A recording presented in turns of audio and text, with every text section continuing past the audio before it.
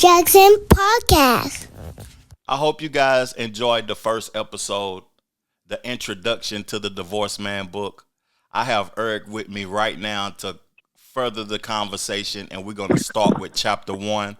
How are you doing today, sir? I am doing well. Excited about our next round of conversation. That's what's up, man. How has your Sunday been so far? I just want to, I try to greet everybody that comes on my platform and ask them how is everything. Sure. Well, we're finally getting ready to, I hope, get winter behind us. It's been slow, quiet, had a chance to try to get prepared for the week, and I've been working on my upcoming book as well. So I'm just about at the end of that journey, but just taking it all in stride. That's what's up, man. That's good to hear, man. I've been enjoying myself also and just embracing Sunday, diving into your book. I've read I'll be bouncing back and forth from book to book, but chapter 1 of your book was a great book, and you've also recommended some books to me that I thought was interesting too this week. Yes, sir. Yes, yeah. I can't wait to get feedback from you on those. Those are classics. Especially those on ice. I think you're gonna really learn a lot. That's a phenomenal book. Yeah, and that's where I'm at in life right now, is learning and trying to evolve my mind and be open to receiving information. That's where I'm at this point in my life. So, chapter 1, how to use the book. Yes, sir. Okay. Yes, sir.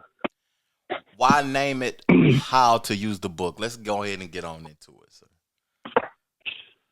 Well, I have come to the conclusion that if or when, and I pray that most men who are hearing this podcast, I'm praying that they won't have to.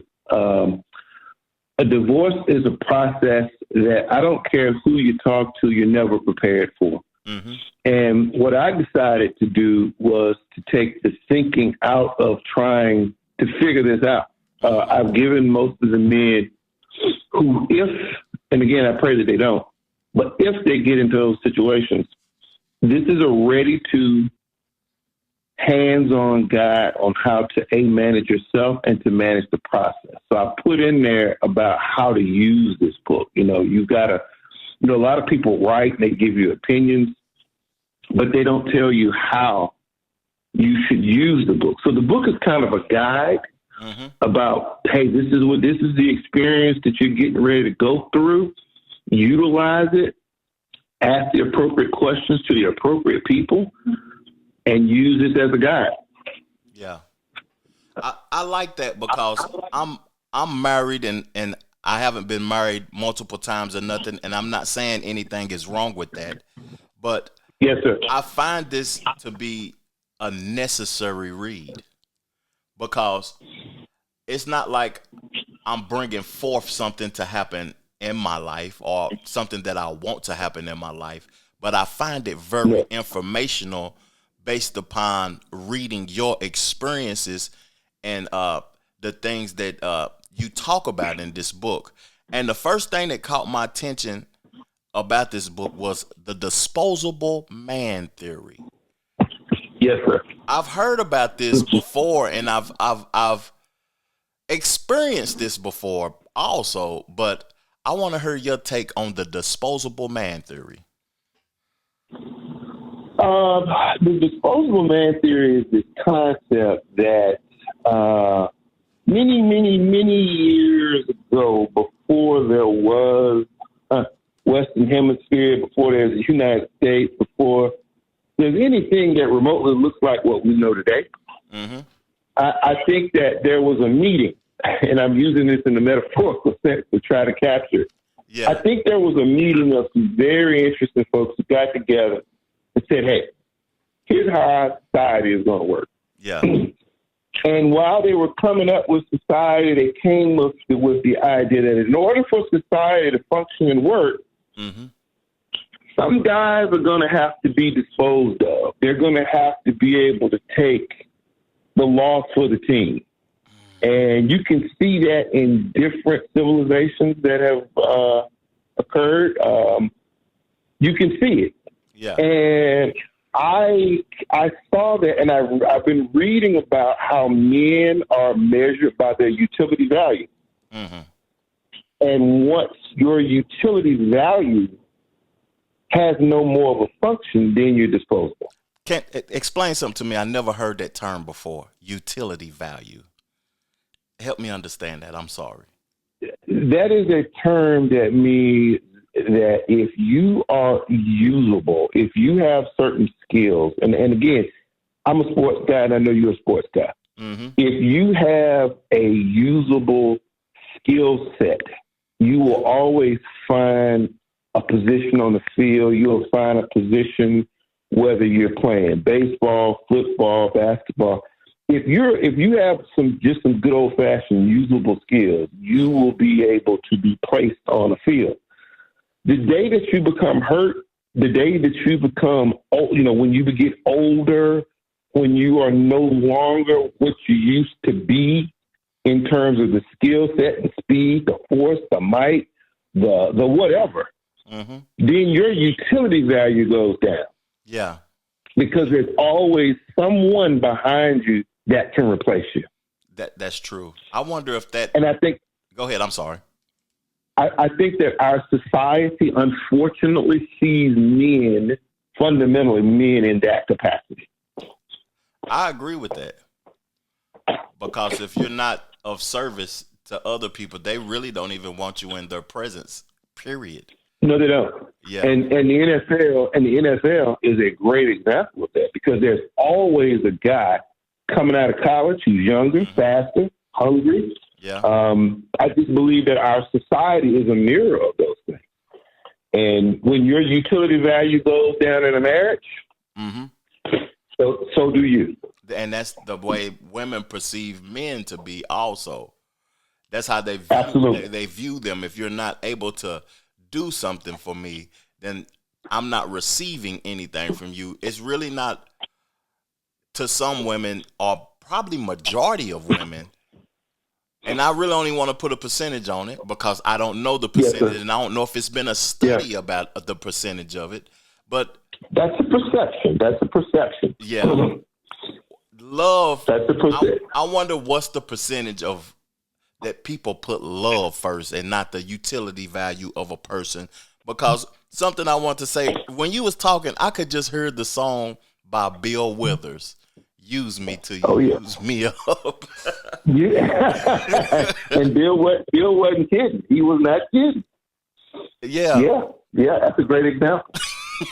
I could hear that song, "Use Me Till You Use Me Up." I wonder if he was speaking from that experience. Did he have that experience?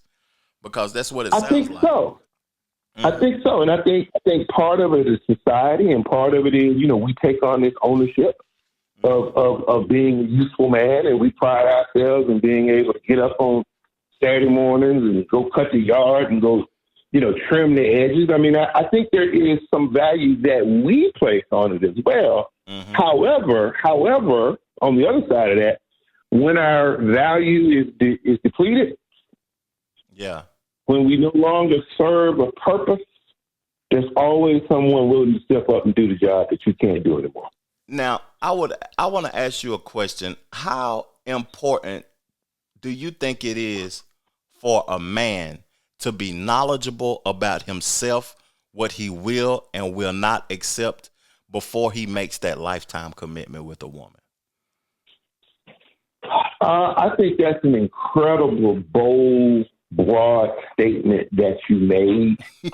The problem with that is our society, just as it does with females, our society does the same thing for guys. And if you notice, society doesn't know what to do with a single man. Mm. They don't know that single guy that's working, that's doing his thing. They don't know what to do with him. So to your question, do you need to know yourself? Absolutely. Mm. Absolutely. And it's on an individual timeline, I might add too. So, you may get it at 20. Another guy might get it at 40. Another guy might get it at 60. Yeah. There's no timeline on it, but I would completely agree that you have to know what you're made out of. And unfortunately, adversity brings that out in men. That's true. That is true. That's extremely true. People learn who they are after they face adversity, or they have to face adversity. And that's what helped me in life, learning to know about myself, is because I had to go through a lot of adversity. Though, but we're going to get into the second thing that caught my attention so far in the book. Yes, sir. Divorce being a $1 billion industry and the preparation to compete. The word compete caught my attention. Like, when you put that in the book, I was like, dang, it's a so the divorce situation, it's an industry that caught my attention. Then I have to compete. Help me understand, Eric, please. Well, we can thank one of our presidents, Mr. Ronald Reagan, President Reagan. He actually took out parameters while he was governor of California, that basically they came up with what's called a no-fault divorce, which is basically if two people get together and they say, hey, you know what, I'm tired of this. I don't want to be with you. I don't want to be with you. You don't want to be with me. We can make our process easier. Well, as California goes, so does the United States. So everybody start mirroring that, right? Everybody starts saying, hey, we need to do the same thing. We need to free these marriages, these processes up. The problem is that the only group of people that win are the lawyers. Yeah. There are documentation that you can look at that talks about the industry side of divorce, not the relationship, not two people not getting along, but the legal side and the business side and the finance. It is $1 billion industry. It is unbelievable how it is once you look at the economics of it. Yeah. Would you say that separation and being single and being independent woman and all of that, that's promoted to society also, isn't it? Like to separate from the man. It is a new cultural phenomenon where it was not as obvious as it was, say, when I was growing up. Now it is public knowledge. It is promoted. You can see and as you get further in the book, you'll see some of the examples I point out about the actual television ads that we have. We have more ads now projected towards females. We have more ads making the males look very incompetent. Yeah. We have a lot of ads that's simply promoting that. And that is a concept that, as you will read or you will see, is a burden that men carry. Yeah. Relationships. But I'm sorry. Go ahead. I'm sorry. I was going to say that I would agree with your assessment that it is promoted. Mm-hmm. It is promoted in 2025. Yeah, heavily promoted. Relationships is starting to be intriguing to me, like very intriguing as I learn more the relationship between men and women, because, I seen a clip on a video today of women complaining about when they go out now, men don't even approach them. Yes. And it comes to my thought process is that when you talk about the utility value, men are aware that they're being used now. They on social media and they on these applications and everything, and they see how the women speak, and they look. You can look at a woman and tell what you're getting yourself into before you get yourself into it. And now these guys ain't even approaching these women because they can see what they're about to get involved with before they get involved with it. Yes. Yeah. Yes. I would agree with that. But I would like for you to educate me on something, because you said the nation goes how California goes. I never really, I've heard that term, but I never really did any research or study about that. Could you help me learn something about that? Well, that's because it was a time when people now are looking at California California is in a declining state right now. California, my time growing up in college, I think California used to be, if California was its own independent country, it would have like the fifth or sixth largest economy in the world. California is a gigantic money maker for the U.S. Well, California has been on a decline for years because of things, that we're currently looking at in the media. So the idea is it's a political as well as an economic theory that suggests that the backbone of the United States is really being driven off the success or failure of California, because there's so much there to be made in terms of movies, in terms of Hollywood production, in terms of agriculture. I mean, farming. California is a economic juggernaut. Totally. Yeah, I seen where California is worth more than a couple of countries. Like the total worth of California can exceed countries, whole countries. Yeah, absolutely. And it used to be a lot more. I mean, it used to be like top of the list in the world, but it has declined now over the years. Yeah. And it's in a massive, fast declining state right now. Also. Yeah, it's in a declining state because of the economy, because of some of the laws, some of the political administrations that are there. California is a very fascinating state to study, which luckily I had a chance to study and attend school there as well. So I feel like I can engage in a conversation on how California goes, the U.S. goes. Yeah. Before we get to the third question that's in the first chapter of How to Use the Book, I want to tell you what that word compete meant to me when I read it in the book. Yeah, I'm fascinated. It came after the divorce has already happened. It's a $1 billion industry, and yes, sir. Lawyers win. But when I think of competition as a man at my age today, I look at competition as a way. It's a breed of separation, because it's like, I'm better than you. I gotta win over you. It's competition.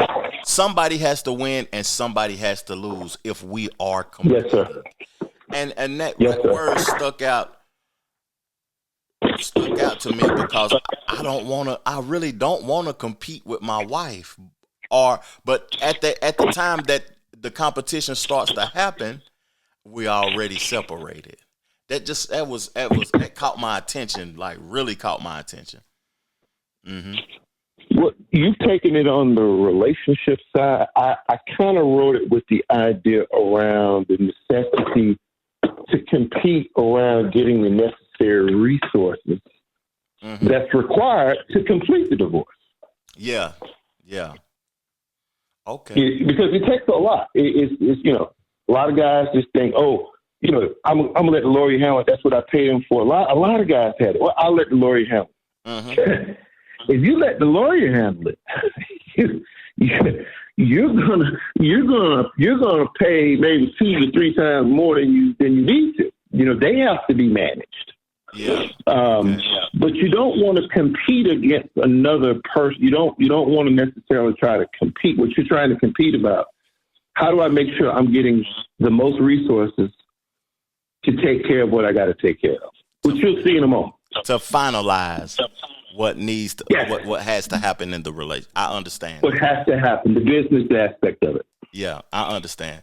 That word, it just caught my attention because I've been making myself aware of competition in life, in all relationships and ending relationships and everything. It's just it's something that really catches my attention. But let's get into number 3.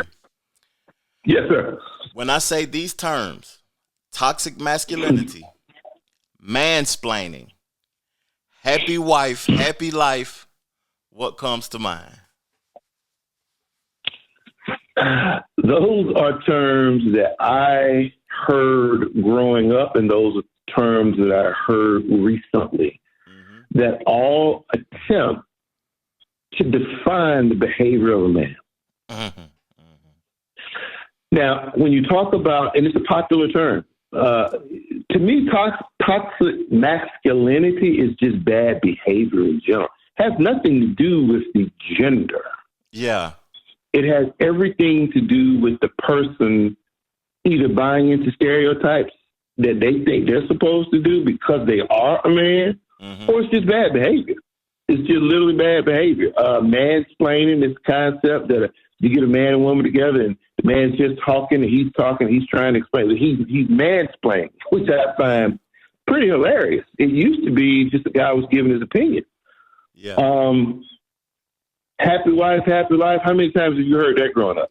I've heard that a lot since I got married too, and I really don't agree with that term, but I'll get to my perception after you finish your thought process, sir, and your take on this. The idea that a man has to get up every day with the idea of making a woman happy is ludicrous.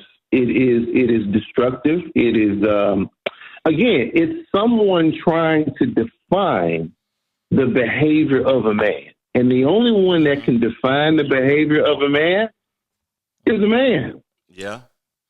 Yeah. That's true. I agree with that. You know, that's the only one that can do that. Do you agree with what I'm about to say? Happiness is a choice. You have to choose to be happy. It ain't something that somebody can give you. Yes, sir. You have to choose it.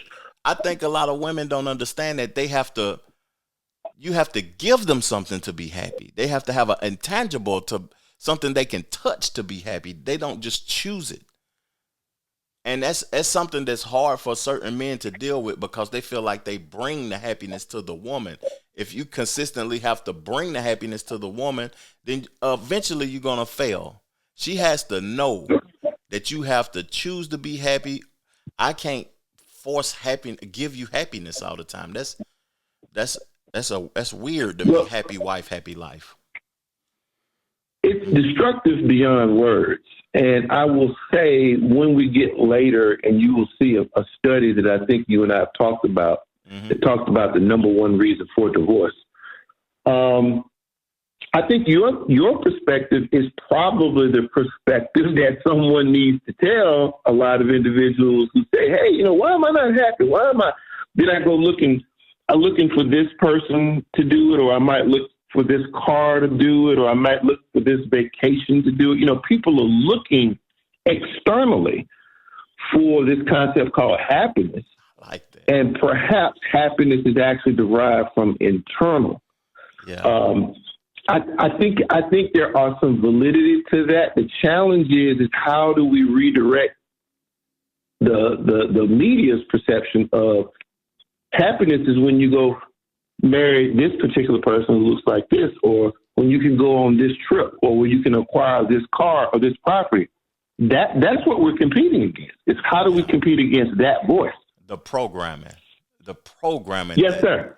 Because that's what it is like, and I think that a person, like we said earlier in the conversation, actually has to have faced some adversity to understand that it's a choice. Because if they haven't faced any adversity, they think that the external item that they're touching and feeling is what is creating the happiness, when you can be without and be completely happy. I see that when I travel to other countries, people that have less than Americans. Sir. And yes, sir. You can go to neighborhoods that is totally destroyed and looks bad, and the people are out there smiling. Then you can go to a neighborhood in Beverly Hills and the people are miserable. It's just that's an interesting concept. And why toxic femininity is not a thing? Because again, the general narrative. I talk about this in my book, and I talk about the power of the female narrative. You're going to see this. The power of the female narrative is one of the most underrated forces on this earth. It is totally underrated. Mm-hmm. So therefore, I'm going to answer that question for you. The ability to look into yourself and say, hey, you know what? I shouldn't have done that. You know what? I'm out of line. Let me apologize for my behavior. Right? Yes, sir. Yes, sir. I overstepped my bounds. Yes, sir. Those are concepts that don't seem to transfer because there is no such thing as you can see right now as what you just said. I haven't heard anyone say, hey, that's an example of toxic femininity because they just don't do that. That's true. Accountability. I was over here. If you could see my face right now, I was over here smiling. You explained that eloquently. That was a beautiful explanation. Accountability. Thank you, sir. Accountability. Yeah. Yeah. That's yeah. Are you of the? Go ahead. I'm sorry. I was going to say, but it starts with the narrative, though. You have to understand the power of the narrative. Mm-hmm. We'll elaborate on that. Go ahead, sir. Are you of the notion that when a person starts to complain that they're already losing the argument? I mean, no, I'm sorry. Are you of the notion that when a person starts to explain, they already losing the argument? I see what you did.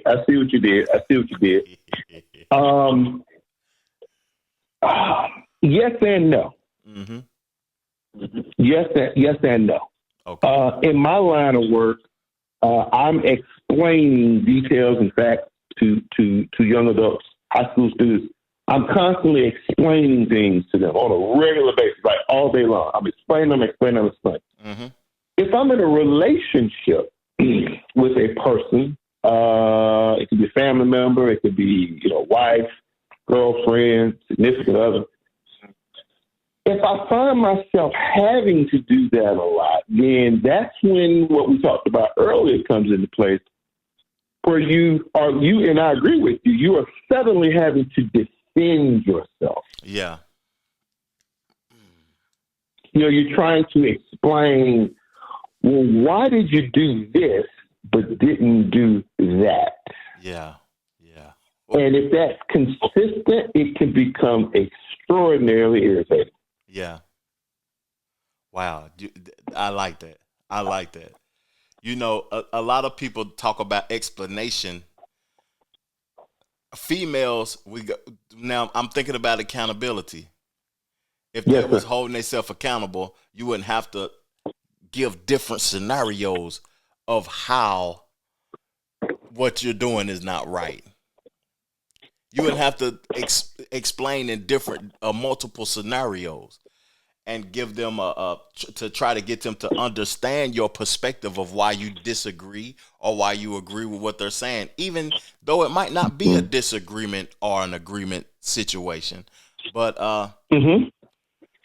But see now, what you just said was that what we talked about originally. See, now you know what you're doing, sir. Now you mansplaining. That's what you're doing. Oh, yes. You mansplaining. Yeah.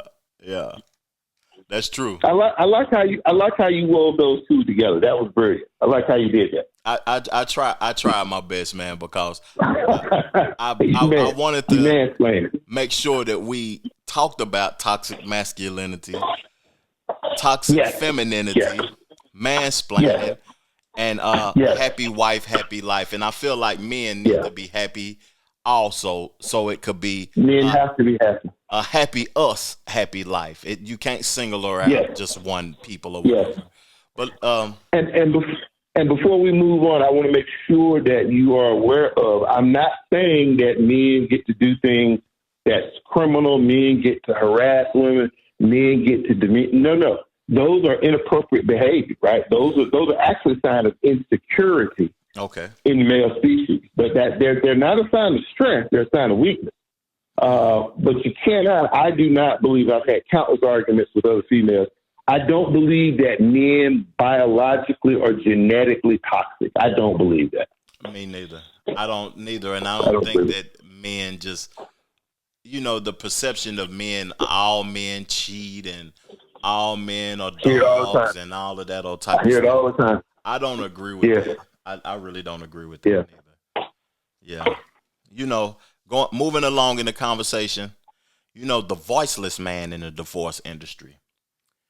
Yes, sir. We spoke about it on the introduction about the voiceless man. Mm-hmm. And in your book, in chapter 1, you talk about the voiceless man in the divorce industry. But it's multiple ways that men are voiceless. Men are voiceless by the people and by even speaking out and speaking to one another. We become voiceless in those aspects also.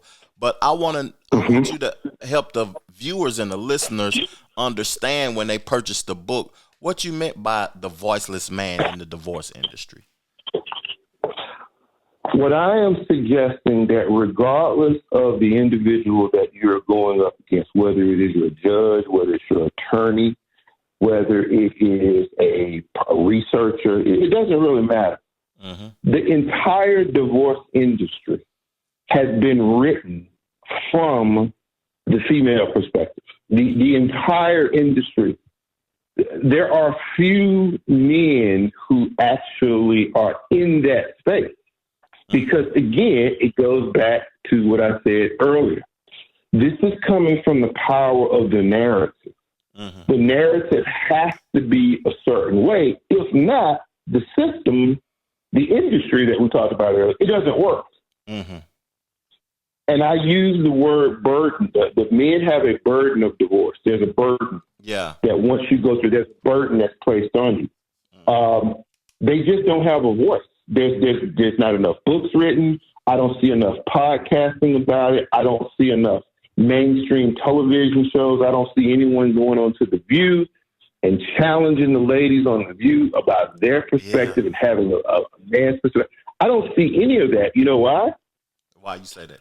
Because no one's interested. I don't know if They're not interested. The masses aren't interested. They're not. What does it do the masses of America for a man to go on television and talk about his experiences? Now, one thing that did happen was Johnny Depp, and I think you and I talked about it. Johnny Depp's case. Yes. Is a pebble. It's a pebble thrown into a lake. But it is making waves because now I hear women talk about that. I actually hear women talking about that case. I do. Mm-hmm. So Johnny Depp paid the price. Yeah. He won that case too. That's what's crazy. He won. Yes, it is. Yes, it is. How accurately would you say the system that was created has worked over time? The divorce system. In what frame? Give me some parameters. So, in keeping men in their place, keeping men having a structure for man, like you have to. Yeah. Has it worked accurately, flawlessly? Because Johnny Depp is the only person that we can probably speak to that came out victorious like that. That the public would know.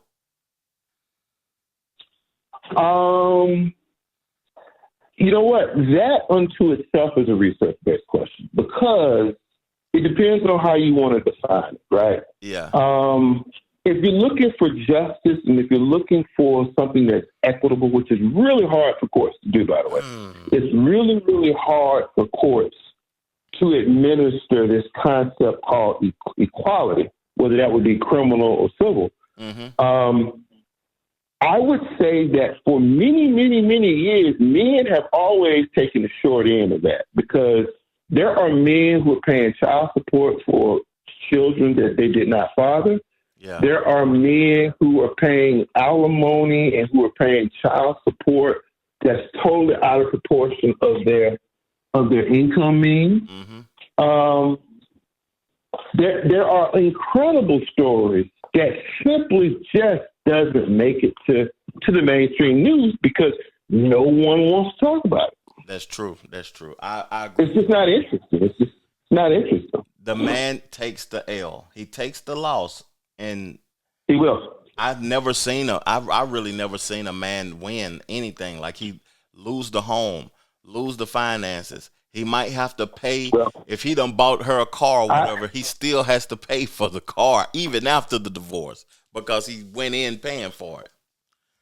Yeah, it's to some degree, I think that I'm one of the rare ones that actually won. I say the struggle that I went to. Most of the guys I've interviewed and talked to, they said, "Well, how did you do that? Who was your lawyer? How did you do that?" And I said, "Well, the good Lord above takes care of children and fools." yeah. Now, we don't have to speak to anything personal, but if you want to indulge in the win, we can, but we don't have to, though. Sure. Yeah. So, the lack of guidance of men being prepared. Yes, sir. And women being more prepared. Absolutely. Fundamentally. Fundamentally. That in the book was really hitting home for me because I never thought about, I'm going to tell you something crazy about me. Until I met my wife, I never even thought about being married. It's not something that I dreamed. I didn't dream about, one day I'm going to get married and I'm going to have my beautiful wife. She's going to walk down the aisle. That's not something that I ever even thought about. So until I met her, then I said, this is the person I can marry. I love her. I give her anything she wants. So if I'm not thinking about marriage, I know I'm not preparing for divorce. But women, not even close. Women are prepared for all of it. Yes, they are. While you and I were outside with our bicycles, jumping off the edges of curbs, while we were having, we were out playing kickball, we were out playing touch football, flag football, while we were out doing that. Drinking at the dirty water holes. Keep going. I'm sorry. Absolutely. I mean, you didn't care about none of that stuff as a child. Mm-hmm. Women, on the other hand, their socialization process is completely different.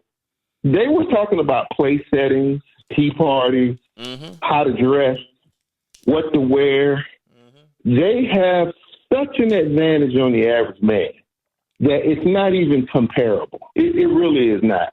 Wow. And when you realize that, you just have to go, you have to take that deep, deep sigh. You can't blame it on anyone. It's a socialization process. And trust me, and you hit the nail on the head. When it comes time for a divorce, she has already planned that divorce out a year, 2 years before she actually does it. Goodness gracious. And you're sitting there going, well, where did that come from? Well, she was. It's the socialization process that you and I, men, we have no idea about it. We're just clueless. Mm-hmm. This is why I wrote the book. And I like that. I like that. Healing by empowerment. That's on the front of the book also. I'm looking at the book when I said that. Healing by empowerment. That is interesting also. Yes, sir. Why did you put that on the front of the book, the empowerment part, like healing? If you can talk. Because I believe that for men, I'm learning a lot about men too as well. Like as we go down this journey, I'm learning a lot about myself and I'm learning about things. Men have to take action. We can't. Part of taking action is actually reading a book like this. This is like a playbook. Mm-hmm. This is like, hey, this is how we're going to prepare for this team. Yeah. This team has this offensive threat. This team does this defensive threat. And it's like a playbook for it. Mm-hmm. But for men, we have to take action. And you cannot go into a divorce being passive aggressive. You can't go in being non-confrontational. I didn't say confrontation, but you cannot take a back seat during the process. You have to actively take every single step because you have so many things coming your way. Yeah. You've got so many things coming your way that you cannot be passive. You cannot. It might be your nature, but you have to take an aggressive stance. You have to be intentional. By taking definitive action. Yeah, definitive actions. I agree with that. Yes. Yeah, Yes. yeah. Yes. You have Much to. like the playbook in sports. I agree. We preparing for the Super Bowl because if you Yes, make sir. it to the big game and you're not ready, you're gonna get blew out. That's my perception of it. Yeah. Yeah. You won't make it. You won't make it. So I never knew this until I read this book. I've heard something like this, but each state having different laws for facing a divorce is Yes, sir.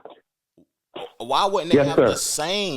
the same like nationwide perspective on a divorce? Because the Constitution, the federal Constitution, does not govern marriage.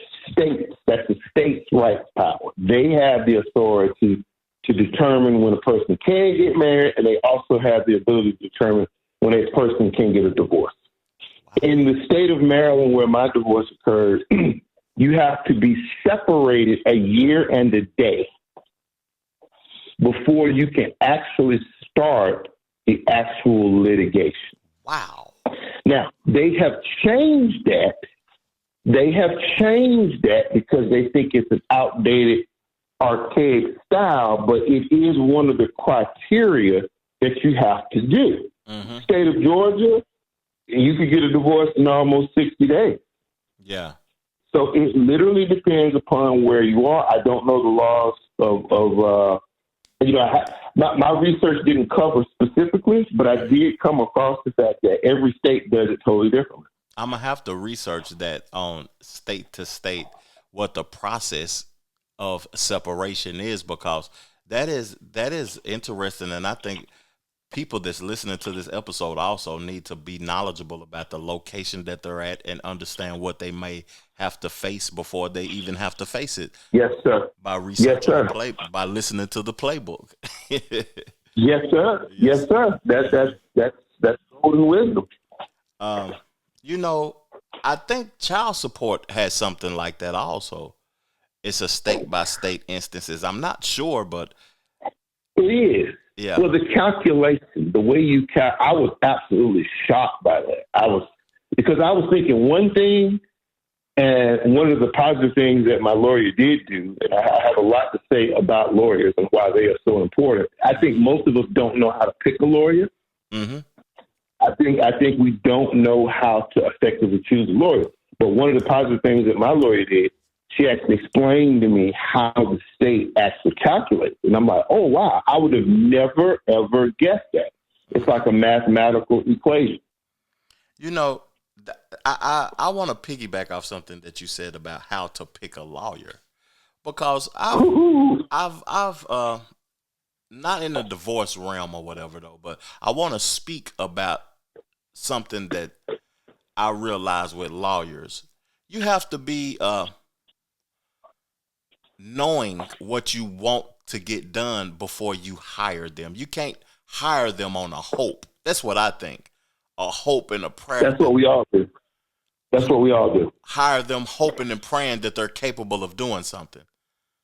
Yes, sir. And me, every time I've hired a lawyer, I want them to tell me what you think you're capable of doing before I give you this money, because I'm going to go somewhere else and ask somebody else if you can't do what I think needs to be done or what I want to be done. But talk to me about the perspective of hiring a lawyer as a man from the divorce perspective. So I went through 3 lawyers. I went through I had one guy who I think I maybe should have stuck with him, but our chemistry wasn't working, probably more so on me. Then I got another one, and then I got the final one. Yes, sir. And the thing that what every man needs to hear, they know the law. They do know the law. They're required to know the law. Like if they don't know the law, that's grounds for malpractice. That completely throws everything. You can get disbarred, right? We all know that. For a man, however, and I went to one of the best. Like I went to the group of people who's supposed to advocate on my behalf, and they did not. You need a bulldog in the courtroom. Mm-hmm. You need an advocate.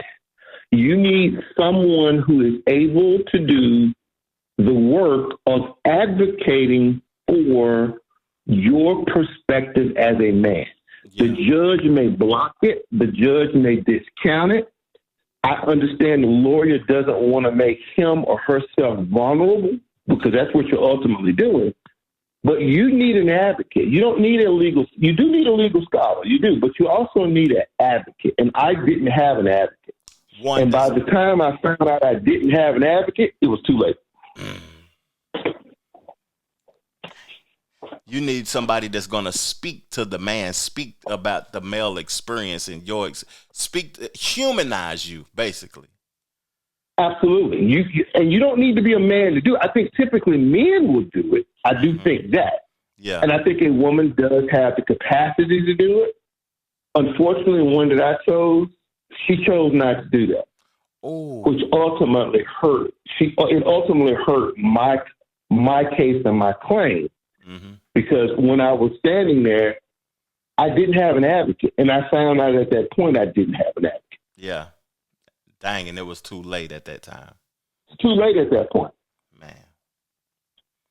Let's further along in the discussion, sir. I appreciate that story. I really do, because yes, sir. I think that's going to help. That right there might need to be clipped up and be a show on its own.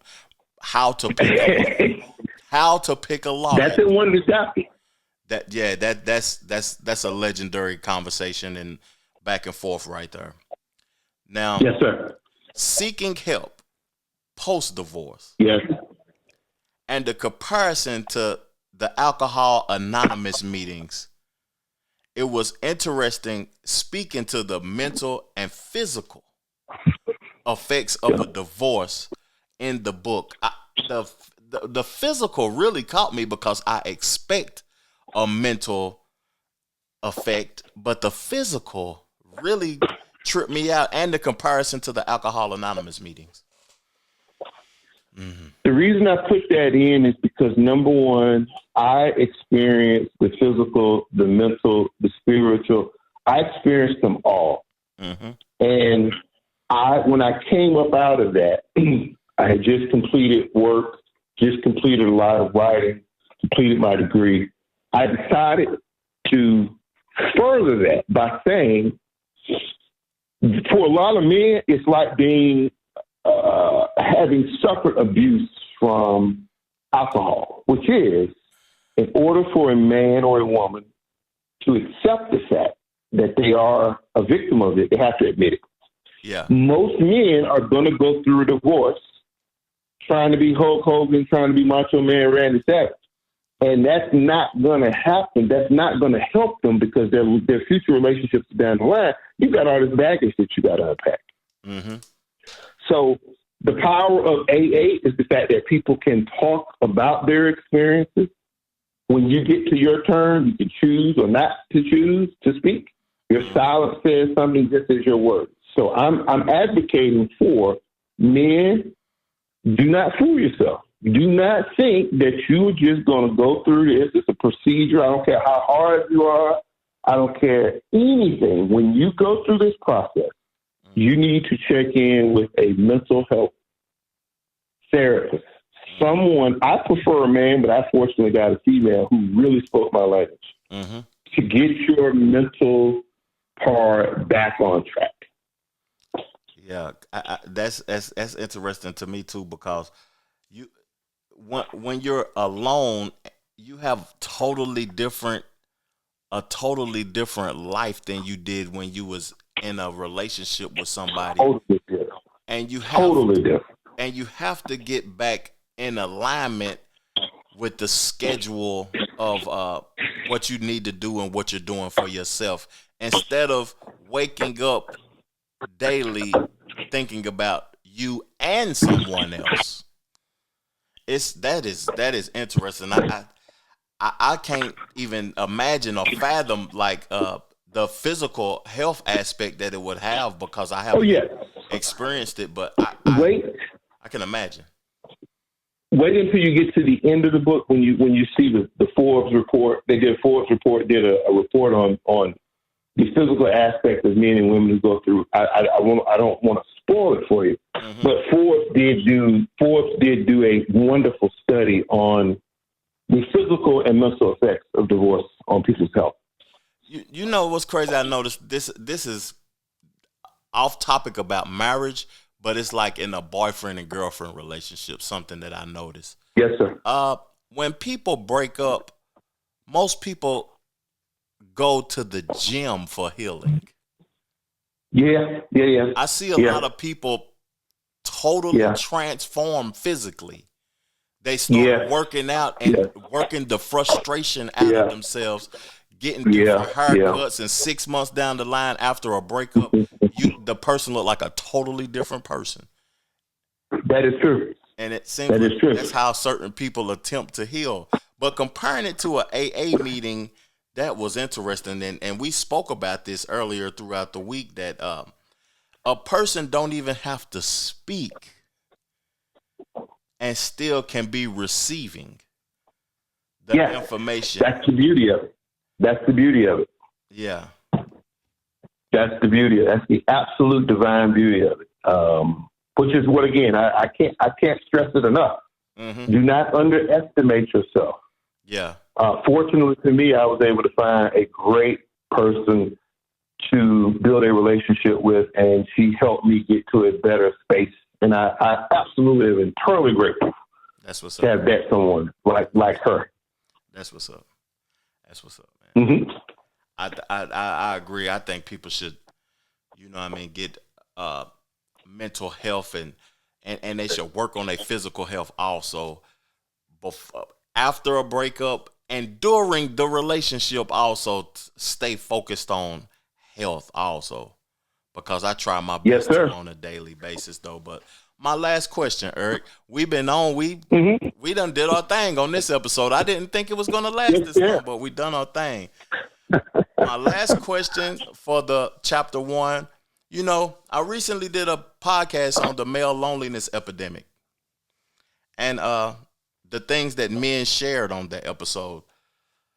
So the last sentence on chapter 1 was, imagine the impact of a public relationship campaign explaining how men have a wide range of emotional intelligence.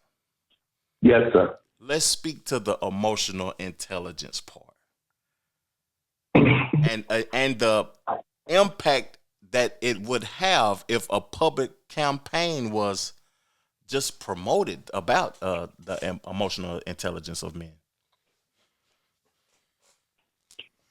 I'm of the belief, as I talk to different women in different stages of their careers, how they think men only have 2 emotions. They think that we have the emotional intelligence of a adolescent male. Yeah. If you were to press them upon this, it would be a very difficult conversation for them. I posed the question because I'm always looking at public service campaigns. We live in an area now of our growth where people are consistently trying to educate people on things that they don't know, which I think is a great thing. If we had the same type of campaign that women have about their particular bodily rights, their reproductive rights, their reproductive challenges, all things that we've learned as men, if we had a similar campaign, I think that people would look at men differently. I think men would be treated like a human and not necessarily a work object. And it would redefine our roles in society overnight. Yeah. Because most women that I talk to, they seem to think that men only have a couple ranges of emotions. That's not true at all. That's not true at all. Yeah, that's definitely not true. I think men have a multitude range of emotions because I'm assuming this, but I have the perception that men spend more time alone than women. And I think you're probably onto that. You're probably on that, given the kind of careers and jobs that men face every day. Not saying that women don't do the same, but you're probably right. I think about my brother who is a truck driver. You know, he spends hours and hours alone driving a truck. And I can only imagine, like you said, when you're in isolation, you know, where that takes you. Yeah. But the reason I have that assumption is because of my lifestyle. When I go to the gym and I'm in the sauna with men, or I'm working out and it's 100 men in the gym also, we don't even speak to each other. No, they don't. No, they don't. We don't even speak to each other. It's like a trauma response to not speak to someone nowadays. And when I see women, they always on the phone, or they talking to each other, or they talking amongst each other. And men hardly talk to each other now. And men, the women had to study that. I just seen the video and talked to the video about how men are not even speaking to women anymore. That is true. And that's just an interesting thing. So I would have to agree that men do have a wide range of emotional intelligence. It's just that, are we interested in the things we conversing about with each other of the opposite sex also?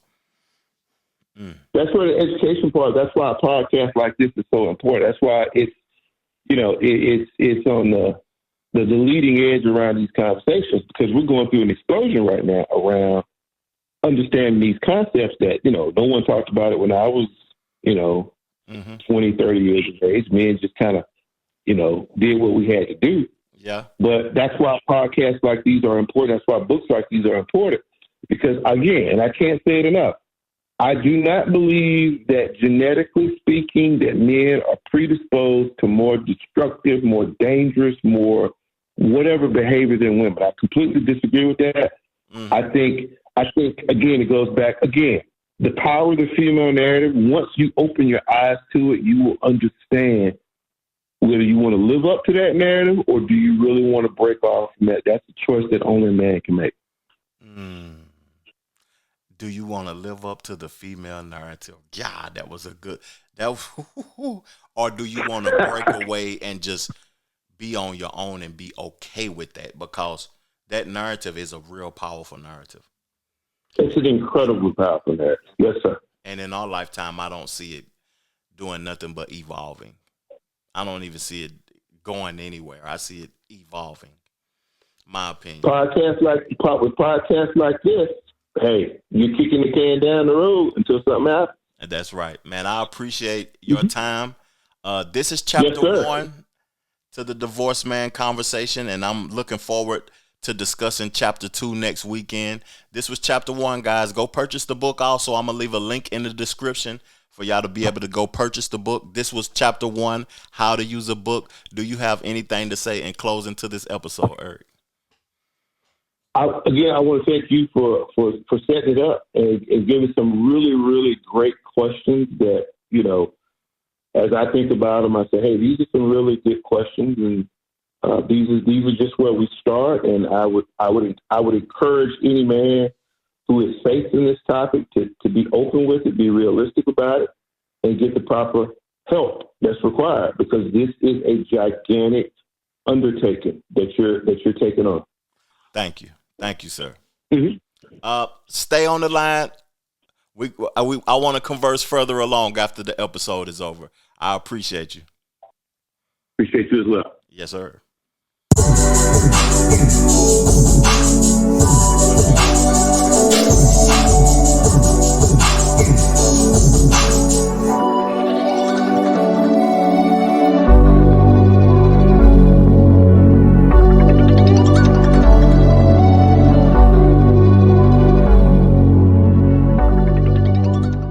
The Trevor Jackson Podcast.